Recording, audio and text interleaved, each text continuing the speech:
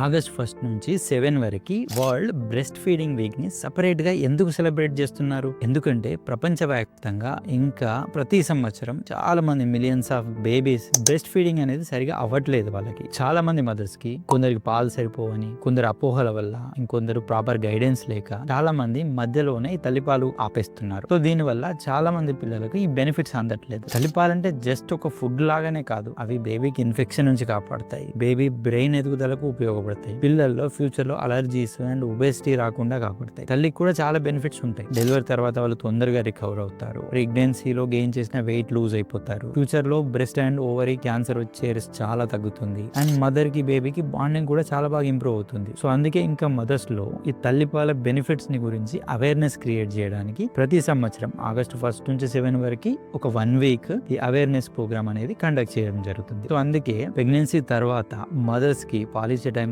First 6 months బాగా support చేస్తే and family members అందరూ, సొసైటీ అంతా సపోర్ట్ చేస్తే సో బిడ్డలకి ఒక మంచి స్టార్ట్ అనేది దొరుకుతుంది. Thank you for watching.